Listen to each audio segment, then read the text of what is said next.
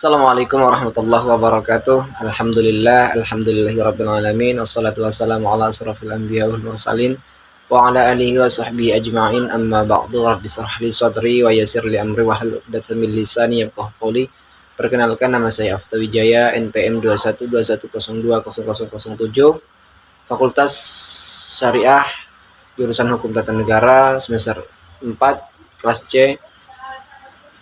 Mata kuliah Filsafat Hukum Islam, dosen pengampu Bapak Dr. Hervin Yogi Pradikta MHI. Baik, di sini saya akan membahas tentang mengenai metodologi hukum Islam. Itu ada objek dan subjek hukum Islam.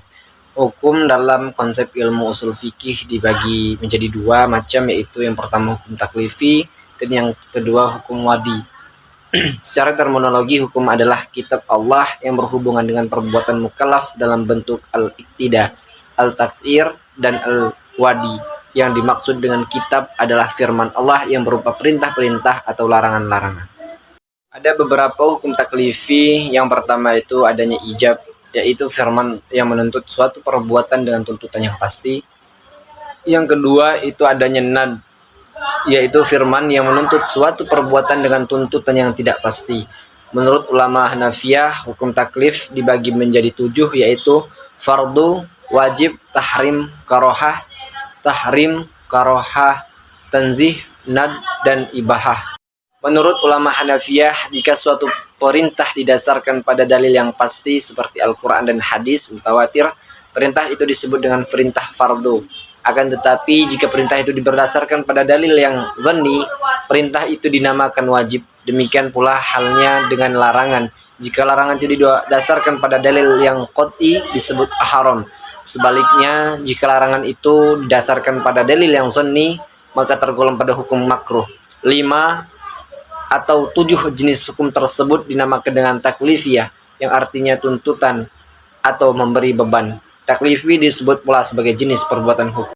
Hukum wadi ialah firman Allah yang menjadikan suatu sebagai sebab adanya yang lain, musabab, atau sebagai syarat yang lain, masyrut, atau sebagai penghalang mani adanya yang lain. Hukum wadi dibagi 3, yaitu yang pertama adanya sebab, yang kedua adanya syarat, dan yang ketiga adanya mani. Tafsir, salah satu metode penggalian hukum Islam. Al-Quran dan Sunnah diyakini sebagai sumber hukum Islam. Kemudian nas-nas yang dia terkandung di dalamnya ditunjukkan untuk mukallaf. Maka untuk mempermudah pelaksanaan hukum yang dimaksud, upaya ulama di bidang usul fikih dan di bidang fikih mulai menggunakan pendekatan rasio dalam menggali makna dan maksud yang dikandung oleh kedua sumber hukum tersebut. Meskipun nas Al-Quran dan Sunnah telah mukamah campur tangan akal tidak dapat dielakkan. Al-Quran sebagai sumber hukum Islam, ada kalanya ayat tersebut saling menafsirkan karena adanya munasabah al-ayah, tetapi tidak jarang ayat tersebut membutuhkan hadis untuk menjelaskannya atau melalui pendekatan ijtihad yang sepenuhnya menggunakan rasio. Munasabah al-ayah merupakan cara kerja akal yang ijtihadiyah karena akal mengupayakan sekuat mungkin untuk mencari dan membentuk paradigma penafsiran tersebut.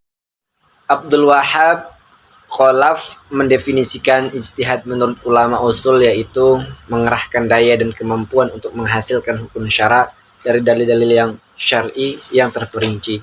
Dari semua definisi tentang ijtihad tersebut di atas dapat disimpulkan bahwa ijtihad ialah yang pertama mengerahkan akal pikiran para fuqaha atau usulin. Yang kedua menggunakan akal dengan sungguh-sungguh. Yang ketiga berkaitan dengan hukum syar'i dan amaliyah. Yang keempat menggali kandungan hukum syar'i dengan berbagai usaha dan pendekatan. Yang kelima, dalil-dalil yang ada dirinci sedemikian rupa hingga hilang ke zonni anna. Hasil ijtihad berbentuk fikih sehingga mudah untuk diamalkan. Demikian pembahasan mengenai metodologi hukum Islam. Apabila ada kesalahan kata, perbuatan, saya mohon maaf. Hanya kepada Allah saya mohon ampun. Saya ucapkan terima kasih. Wabillahi taufiq wal hidayah, waridha wal hinayah. Assalamualaikum warahmatullahi wabarakatuh.